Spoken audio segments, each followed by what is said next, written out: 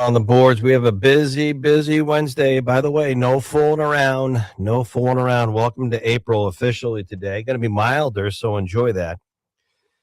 A lot going on. President Trump's going to make some history today. Well, maybe twice. He's going to be going to the Supreme Court, where our own White House correspondent John Decker will be in attendance, covering the Supreme Court, hearing arguments on a big case, really. The president's going to go and attend that. And it has to do with birthright citizenship. Our poll question up on X this morning. Do you think the Supreme Court, J-Dog, how do we word this, will end automatic birthright citizenship? Yes or no? The Supreme Court end birthright citizenship, yes or no? Because the president did an executive order to try to do that, right? And now that's in debate. All right. Also, the president's going to speak tonight, 9 p.m., on the war and the military hostilities in Iran. And you just heard some updates on that. I'm sure the president's going to outline what we've done, what we've hit, what's left to do. He's starting to articulate that we could be on the back end of this, and let's hope it's true. That's my own opinion, though, not yours, maybe, but in a couple of weeks. But there's still a lot of uranium that I'm sure we're going to want to get control of so that they don't use it for something else. But we have a lot else going on. We'll tell you some of the other news. Talk going to hear from our friends at the Manchester VA this morning and a lot more. But right now, out of the gate, we have a newsmaker joining us, and he is a candidate, Republican candidate in the U.S. Senate race here. And with all the news nationally, the partial government shutdown, which is now the longest, you've heard me criticize that. What's going on in the Middle East? Gas prices, you name it all. We haven't paid that much attention on these local races, but there's a big U.S. Senate race here. And John E. Sununu joins us live. Good morning, New Hampshire, the pulse of an age. Good morning, sir. Hey, Jack. Good morning. How are you? Well, just trying to keep up with it all, sir. I wish I was joining you with a good April Fool's joke, but I don't think I've had a really good April Fool's joke since 7th or 8th grade, so I've got nothing for you. Yeah, and I know, and a lot of serious news right now, and a lot going on. We could just pick and choose where to begin. I want to get your take on a bunch of stuff. Let me just start with that Supreme Court argument today, or the case they're hearing. John Decker's covering it. But do you have an opinion on birthright citizenship the way it is now and what the president's trying to do? Well, I think it's a pretty complex case. The only time I believe that it's gone to the courts, it was a case where they were immigrants, but legal immigrants who had children in the U.S., and I think there's a real question about, if you're here, if you've broken the law, if you're here illegally, is that same benefit granted to you? And I really don't know how the court's going to rule. And I do think there are real questions about it. We even have a situation where, in the Mariana Islands out in the Pacific, the number of Chinese citizens coming to the Mariana Islands to give birth and making their children citizens has skyrocketed in the last several years. I don't think that's what the 14th Amendment was really intended to cover. But I think that, the judges are going to have to rule on the case and the merits and what they really think the Constitution and the 14th Amendment says. John Sununu, let's talk about I guess call it a partial government shutdown. It's now the longest shutdown, which is hard to believe. All over the auspices of Homeland Security and ICE policies and management. But we know that how long the TSA and the Coast Guard went without getting paid, finger pointing from both parties in Congress. Members of Congress are on a 2-week recess now. My first question is, if you were back in Congress as a senator, do you think they should be out on a 2-week paid recess while there's still business to do in a government shutdown or not? No, of course not. I mean, look, you've got the government shutdown. You stay in, you grind it out until you get things reopened.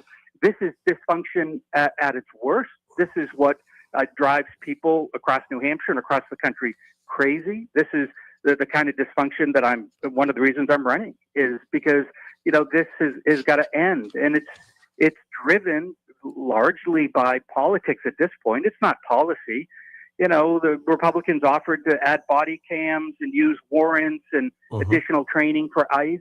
And the Democrats, that was their original request. And they've decided just to hold the entire Department of Homeland Security, TSA, the wait lines at airports, the whole deal, just hold the country hostage because at this point, the Democrats want the dysfunction.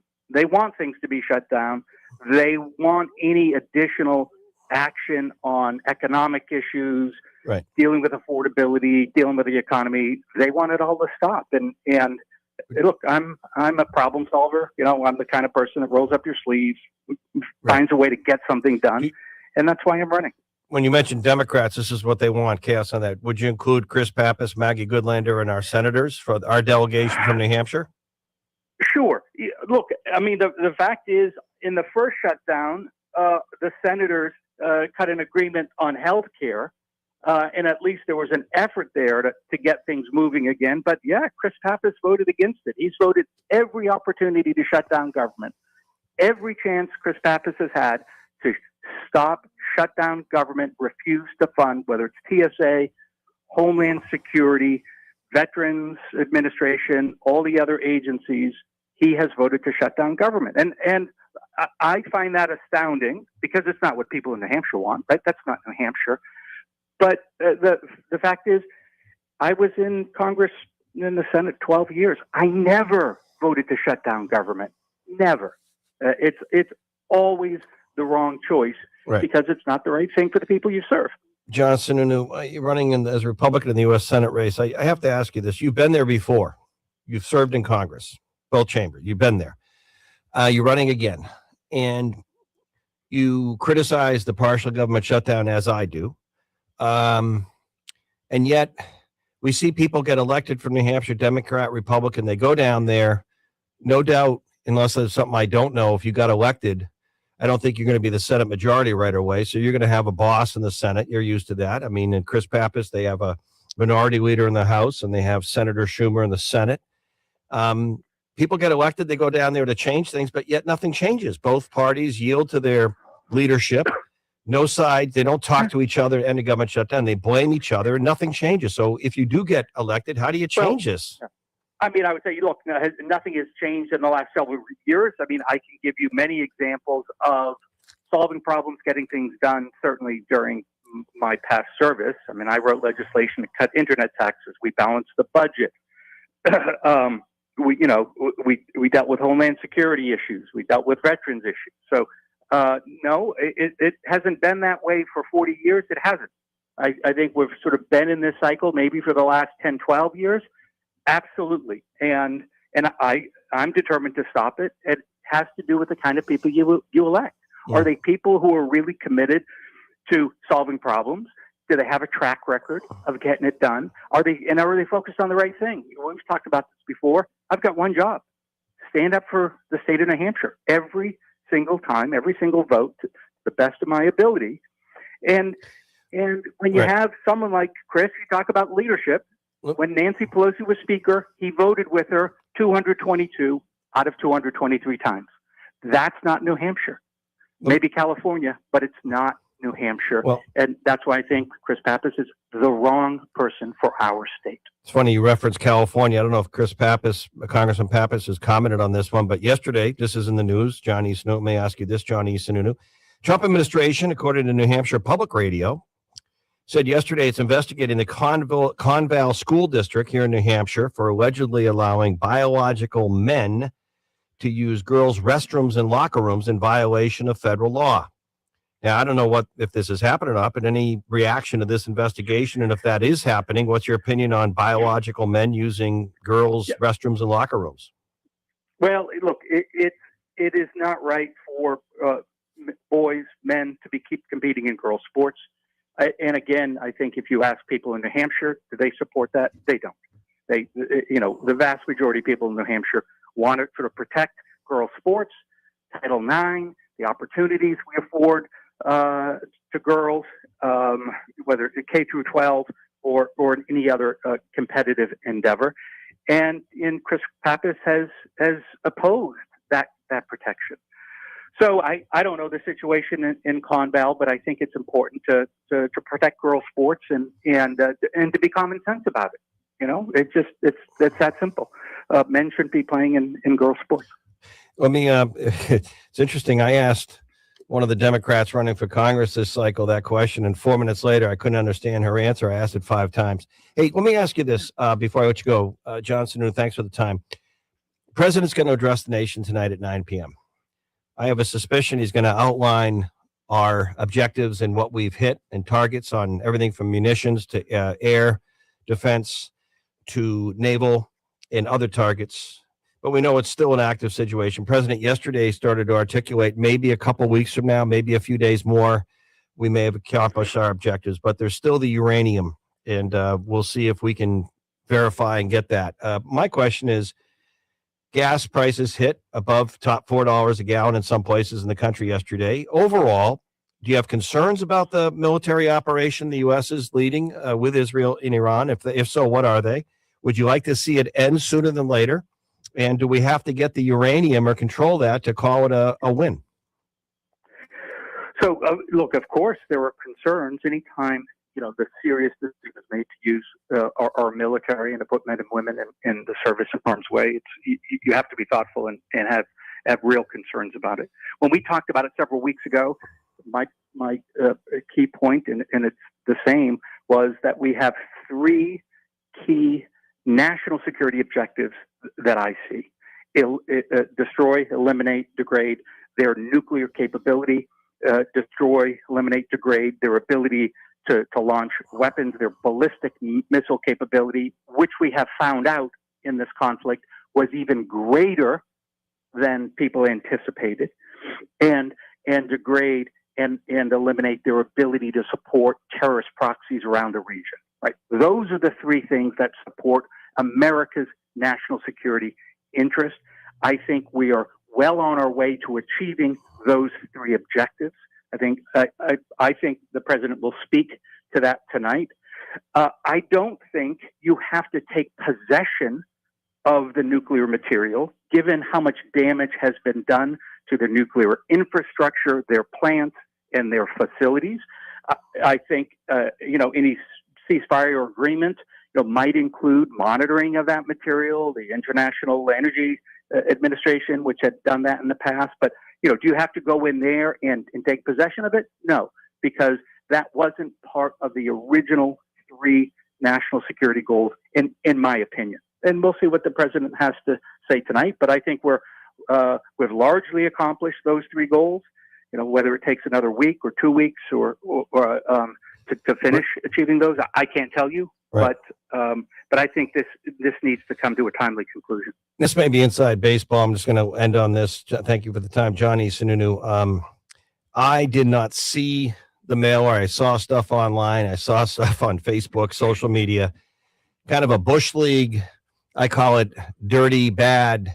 Some group putting something with Epstein and a picture of you claiming the email, not claiming, but the email that mentioned not your name specifically, but your first name and last name. Could have been. Hold on. So my question is, where did that come from? Was it from the Scott Brown camp indirectly? Was it a PAC that supported him? He's sort of disavowed and distanced himself. But your reaction to that, and who's behind it? Well, you look, Jack. You know how this works. It's an organization, obviously, supporting him. It was just a bunch of lies and smears, misrepresentation. And look, it's not the kind of thing that you do in New Hampshire politics. I don't think it's the kind of thing people want to see, not the kind of thing people buy. And I'll give you just one example. It talks about some terrorist-funded trip that they attribute to me in 2021. I didn't take a trip in 2021. It was the governor of the state of New Hampshire, Chris Sununu. It wasn't funded by terrorists. It had included NFL Commissioner Roger Goodell. Okay, that's how misguided, misaligned, and the kind of misrepresentation that they're engaged in. Yeah. And frankly, after 6 months of a campaign, if you can't tell the difference between John Sununu and Chris Sununu, you're probably not from New Hampshire. No, I dare say that. All right. Well put. Thank you so much. I appreciate the time on this Wednesday, John E. Sununu. Thank you. Hey, Jack. Great to be with you. Have a great one. A lot of ground covered there. Everything from the partial government shutdown, which is an absolute hypocritical joke and mess. It's not a joke, actually, because they're still screwing over people who are supposed to keep us safe, like the Coast Guard, and ICE finally getting paid, I guess. I hope. But everything from the military hostilities in the Middle East to some local stuff. When we come back, we're going to update you on some other news talk. Hey, Alexa, hey, Google, play the Pulse of an H. Pack show for you. We're also coming at you on YouTube today. First hour of the show, The Pulse of an H on YouTube. Easy to find. Everything with us is The Pulse of an H. Back in a moment. It's more than base.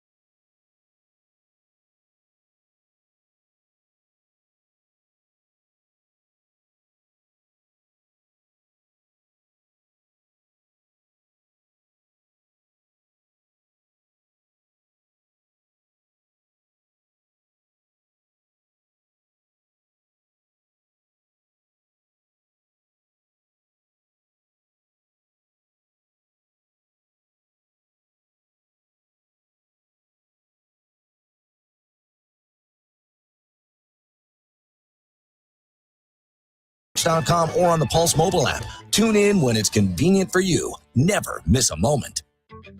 It's Good Morning New Hampshire with Jack Heath on the Pulse of New Hampshire. Yeah, under the category of no shortage of things to news talk about. Oh, my goodness.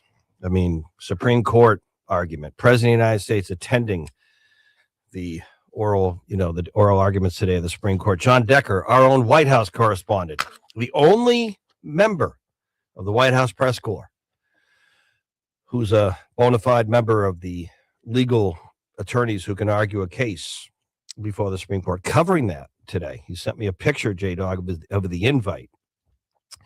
And they're going to be hearing an argument case over the executive order to end automatic birthright citizenship that this administration has done. And the whole birthright citizenship, where, as I understand it, if someone who's not from America has a child, a baby here, the birthright citizenship becomes automatic for the child. That's what I understand this to be in simple terms. But, you know, these cases making some news. And then, of course, tonight, 9 p.m., the president will address the nation, which I think is the right time. And I think it's probably could have happened by now, but maybe this is the juncture. This is the time.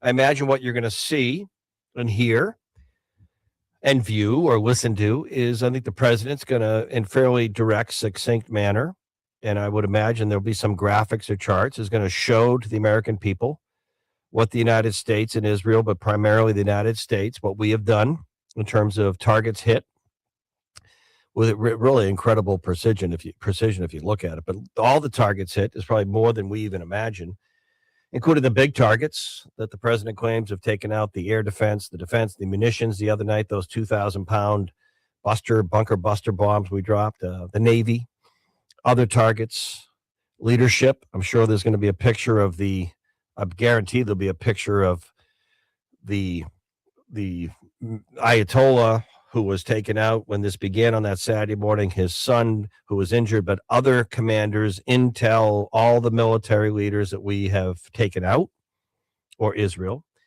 Imagine there's going to be some talk about the Strait of Hormuz and the need to make that safe and commercial for international tankers, commercially free and safe. I don't know if the president's going to articulate a timeline like he did yesterday of a couple weeks or a few days in a couple weeks or 2 weeks in a couple days. But Marco Rubio, Secretary of State, last night pretty much echoed a lot of this messaging that you're going to see and hear tonight from the president. And I think Secretary of State Rubio, when he starts talking, I don't know about you, but I listen. I think the world listens. He's a pretty serious communicator and Secretary of State, and a good statesman. I think he pointed to what I think the big key is, and I don't want to be in the prediction business, but I think it's going to come down to the Strait of Hormuz and the uranium, and the 1,000 pounds of uranium is what I'm hearing is underground. And I'm sure our intel, our CIA and the Mossad in Israel knows where it is. It might be in the mountainous area where, remember, last June we dropped the bombs into the two sort of caverns or holes in the mountains to set back the nuclear program and the enrichment of uranium. But I'm sure it's underground, and I think the president tonight is going to speak to that. And I think that's why we have so many troops in the region, including Marines, including the 82nd Airborne. And I imagine the president, and this thing can't end with that much uranium being in the hands of any fanatics left running Iran, in terms of the Iranian or Tehran, whoever's calling the shots, is my point. I think that much uranium has to be, we have to know it can't be converted into nuclear offensive weapons of any kind, of any grade, of any sort. And I imagine that this thing culminates with that uranium capture, if you will. And I have to say this, I don't know. Obviously, we don't have the benefit here. We've had Tim Hafner. I'll have him on tomorrow morning, our local fighter pilot expert, who's been my own Good Morning New Hampshire Pulse of NH military expert. He lives in Durham. He's been phenomenal. And he did say that it's going to be tough to verify stuff like this without some boots in the ground. I think the next 2 weeks, next week, you're going to see a force of Marines, maybe with special operatives, maybe a Delta team, a SEAL team, and Marines going in and getting to that uranium. And I would say this, and I may be totally wrong, so I always stand to be corrected. Always stand to be corrected. I don't know if whatever's left of the Iranian army or military or police can stop a small elite Marine force coming in or dropped in with 82nd Airborne with air support of anything in the way, going to wherever that uranium is, and I'm sure we know where it is, 1,000 pounds. I think there's nothing to stop it, us going in.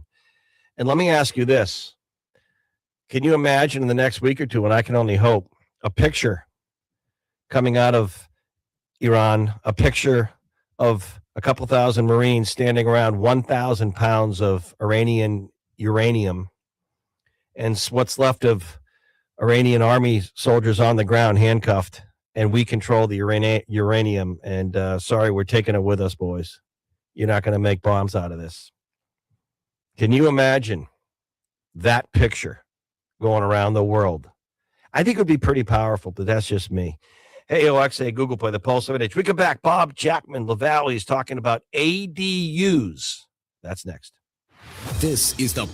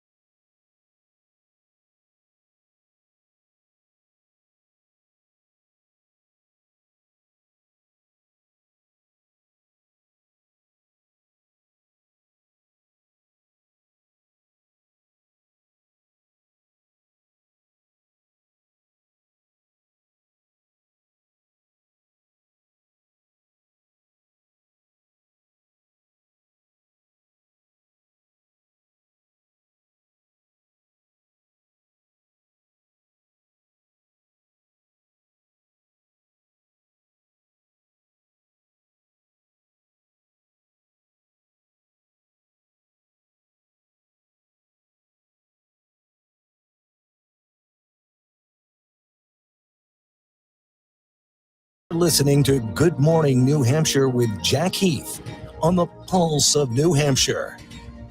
All right, our daily poll question up on X at the Pulse of an H has to do with the Supreme Court today. They're hearing an argument on whether or not to end the executive order to end the automatic birthright citizenship of children born here if their parents were not U.S. citizens. And that's today. Do you think they'll end that, yes or no? J-Dog, results from yesterday. With gas prices now over $4, will it continue to go up? 80% saying yes, 20% saying no. All right, J-Dog, thank you. Bob Jackman, the one, the only, LaValle's. I was LaValle, Middleton. Hey, Bob, can I share a story with you about LaValle's? Please do. I was driving the other day on, I don't know if it was 93 or 10, it might have been, or Route 4, I can't remember now. And I was behind one of your LaValle's smaller work trucks. And on the back panel, on the truck door on the back panel, it listed all your locations across our region. Wow. You are everywhere. Geez, I'm telling you, Handheld cell phones are illegal because it's distracted driving. For you to read all of that information while driving on the highway, you're starting to scare me. Well, my eyesight's pretty good. I was within a safe distance, but it was really impressive, including the last one. It was like paint and something store in the Upper Valley. I mean, like, wow. Yeah, it's a paint and decorating store, and it services the West Lebanon and Hanover areas, a very specific market with specific needs. That is not a full-service home center, but all the rest of them are. Interesting. Now, All right, ADUs. A week ago, Go ahead. you sent me a note a week ago and asked about whether or not the modular home division, Preferred Building Systems, has actually seen an increase in production of the Solo series home. And the Solo, for people that don't know what it is, it's a one box modular home. It is 13'8" by 38 feet long. So it's 526 or so square feet. It gives you a real home, a one bedroom with closets, a full bathroom, full kitchen, and a living and dining area. And it's like a tiny house times two. Mm-hmm. And the answer to your question is that we just heard that Meredith, Laconia, and Guilford just passed local ordinances that augment the state law that was passed last year, allowing every lot that can meet minimum setbacks and plumbing requirements to add an ADU to an existing home, and that can be attached or detached. The Solo series is detached. And I got to be honest with you, and you've toured the plant, you're probably going to be our best advocate here when I say you will not buy a modular home unless you go see one being built. No, they're amazing. But two things for you, and I'm going to let you continue on the same bent because you should get people to learn more about what you can build for them. But I'm finally starting to hear from younger people, like I define that, Bob. I define that as my kids' age, mid-30s. They're out there on their own. They have friends that are either starting out, buying a home, buying some land, and you know how expensive our market is, and they're factoring in an ADU for their parents. You know why, Bob? Do you know why? I figured it out. The cost of childcare is more than one of the spouses or partners is making for a salary. So if mom and dad down the road, or mom and dad or mom, whatever, can be living in their own home, an ADU on their property nearby, some afternoons, it's called babysitting grandparents. And I'm hearing it's a powerful motivator. And then the parents like it because their housing costs. Maybe they can sell that home and make a lot of money right now and live on some land with their kids and have like a little family compound like the old days. I'm hearing it finally more and more, Bob. Well, the idea is something that people have had for years, but now the state law, especially in New Hampshire, is actually targeted toward making that goal possible. And we did have, this is a few years ago, we had somebody in Vermont that was the only way they could afford a house is they bought a tiny house and had it put on the land too, and they were renting it out to a traveling nurse. And so they were allowed to count that as income. So that helped them afford their structure. You know, we've talked many times about finding ways to do things rather than saying, oh, we can't do that. You say, all right, how would we go about doing that? And work with your local lending institution and say, hey, this is what we want to do. How do we get there? Yeah. The other thing is what I saw, and it's been a while, and I frankly, I don't know why. I need to hear from your folks there because I can talk about these homes they're making out there and be a direct testimonial endorser of this because I know how good they are. And I don't know if I don't think enough people know about what you're doing in Claremont over in the seacoast of New Hampshire or seacoast of Maine where things are booming. So, you don't want me to spread the word. I won't, but I can tell you, you're building beautiful stuff out there, Bob.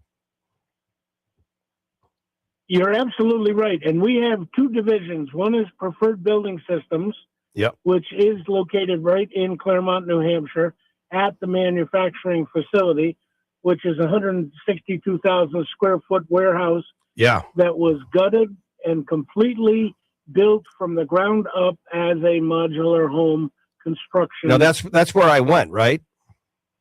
Yes. Now, And what's really neat there though? People don't know this.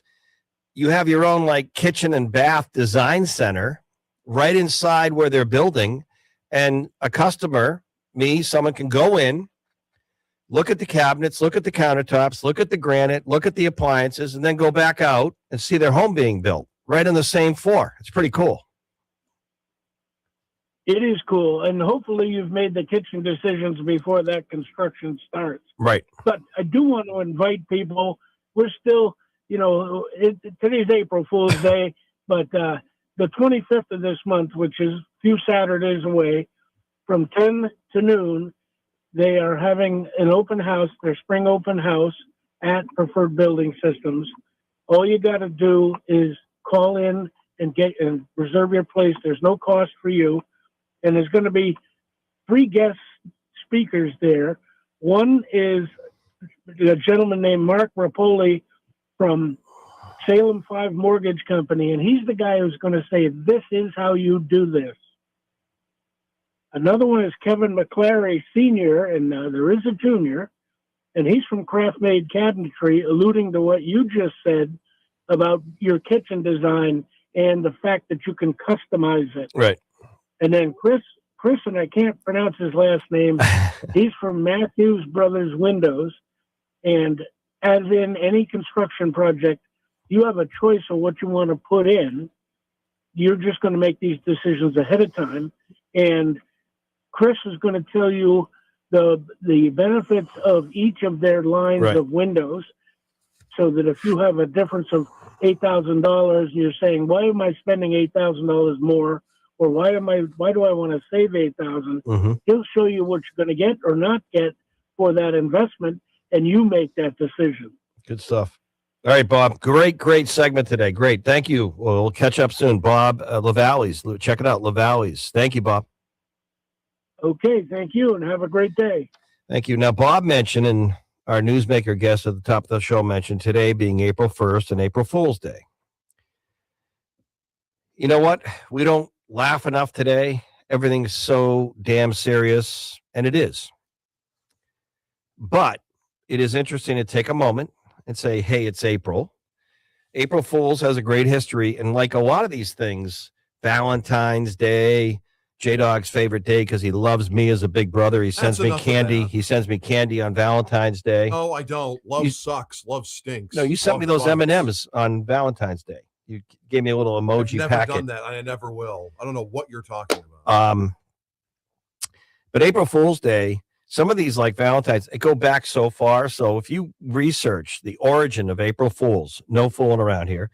Some of the reports say it goes back to Chaucer, the great writer in the Canterbury Tales, the Nun's Priest Tale. There was a scene where there was some reference to joking around and pranks.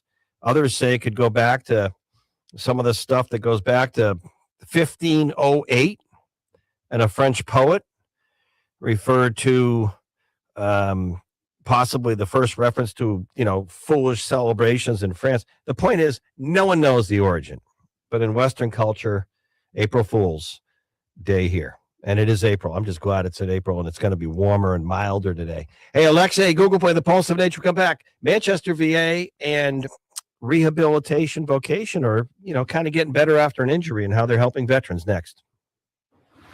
News, information, and discussion.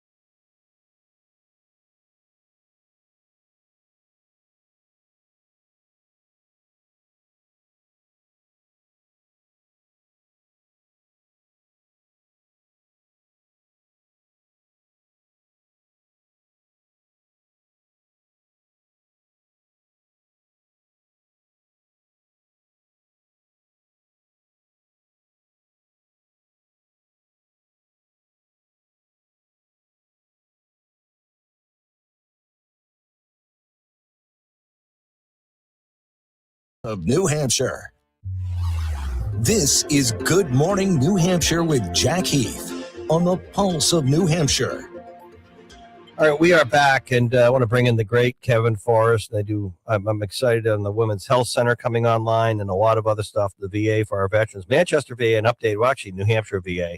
Kevin Forrest, the director, and we're talking, I guess you have one of your folks on the vocational rehabilitation counseling and helping veterans, but you have a job fair coming up as well. Kevin, we have a lot to talk about. Good morning. We do, Jack. Good morning. And hey, I always say it's educational for me when I call in. I didn't realize it was the 518th anniversary of April Fool's Day. So anyway, that's my trivia for the day there. So 1508. So yes, I have Kelvin Stewart with us today, our vocational rehab counselor. We do a number of these job fairs, throughout the year, and so important. So we've got one coming up on the 22nd of April with a number of employers here, and I'd like to turn it over to Kelvin to give all our listeners out there the details. Good morning, Jack. This is Kelvin. So it's a pleasure to be here and to talk about the upcoming job fair. It's important to recognize that veterans who are looking for employment find coming to the VA a very safe and secure place to meet with employers, as well as talk with myself and my colleagues around employment. It's important to remember that if you're going to be attending the job fair, to either reach out to us here at the Manchester VA for folk rehab counseling to help you and assist you with your resume if you need that help, as well as to bring multiple copies of your resumes to the job fair with you, as well as a form of ID, and to dress your best when in attendance or showing up. Mm-hmm. What? How widespread is what you do? I mean, how many veterans are you reaching and helping on counseling? I mean, is it few and far between? Do you want to reach more? Do you want to spread the word that veterans to contact you to take advantage of this counseling? Yep, we definitely reach a lot of veterans around employment. That could also be around education, business, if they want to start a business or learn more about business information. It's a broad spectrum of services that we offer for employment services for veterans. So on average, I believe we reach about 50 veterans a month. Okay. But we could also increase that too as well. So, all veterans are welcome. Good stuff. Now, how long have you been doing what you're doing, and how did you come to the VA? So I've been in my current role as the program coordinator for the last 3 years, and I've been doing this for the last 7 years. I first came to the VA in White River as an MSA, a medical support assistant, in 2011, and then came to Manchester in 2012 as a peer support. I was one of the first peer supports here, the first peer support here at the Manchester VA, and I've been here ever since. Kevin, what do you think of this program and the service it's offering? I think it's great, Jack. Again, I think it's programs like this that differentiate the VA from other healthcare systems, and it's that extension arm to help veterans not only with their healthcare, but this helps. It's the whole veteran, home life, employment, all things important for a healthy lifestyle. So it's great. And, I just want to say thanks to all the employers out there. Veterans make great employees. I mean, hey, let's face it. We go into the service, we show up on time, they can just be a big force multiplier to your workforce. So thanks to all the employers out there. Well, that's a good segue, because I think you have an event coming up. We do. Kelvin, you want to give some specifics about our job fair coming up? Mm-hmm. Yep. So the job fair will be here at the Manchester VA, April 22nd from 10 a.m. to 1 p.m. And it will be on the first floor, which is very accessible to veterans in the solarium. Good stuff. Now, I'm going to put a little caveat on this jobs fair, Kevin and Kelvin. Based on great efforts before, including at Pease, where a lot of employers want to have a jobs fair. I remember one at Great Bay Community College years ago, and I'd go there, and the employers would say, we wanted more veterans. So what I'm going to put a call out in my new theory, Kevin, is I said this recently when I was with the Military Officers of America group. to the spouses listening, to the family members of a veteran, please communicate to the veteran and tell them about this jobs fair. Because Kevin, you know this, Kelvin, you know this, the veterans are a tough audience to reach sometimes. They don't think they need any support or help. They want to serve others. So these job fairs are great opportunities for veterans, but sometimes the veteran's like, I don't need to go. But the spouse or a friend, a buddy, spread the word on this Veterans Job Fair at the VA, April 22nd, coming up. And maybe you two can comment on my thoughts there.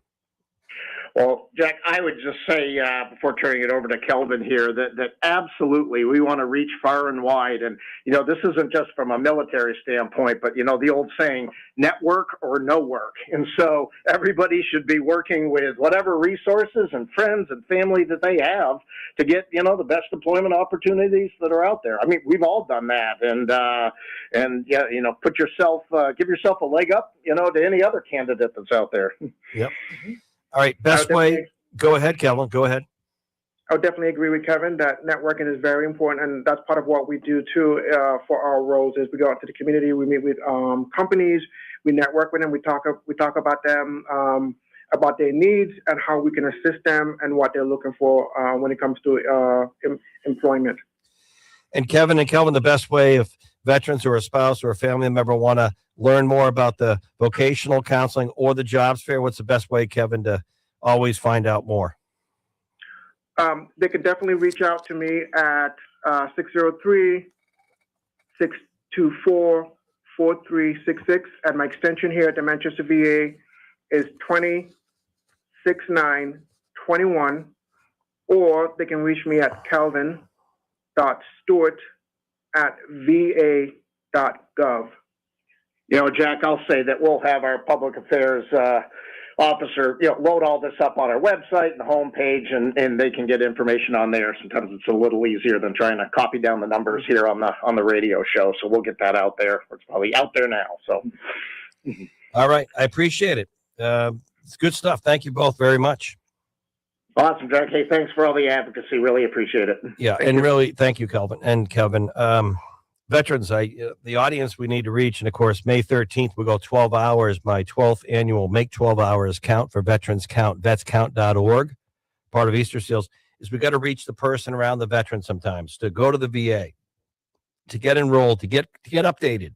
You don't even know what they're offering these days if you haven't been there in 5 years. But the veteran may not run over there to do that, but someone listening around a veteran may. So we want to kind of spread that word to reach the veteran. Coming up, we're going to say hi to our friends. I did a post yesterday about with AI and all the technology, what's the best advice from an AI expert? He said, become a carpenter, join the trades. New Hampshire Technical Institute on deck next, and a whole bunch of other stuff coming up. Hey, Alexa, hey, Google, news at the top of the hour. You're listening to The Pulse of an H. Jack Heath, back in a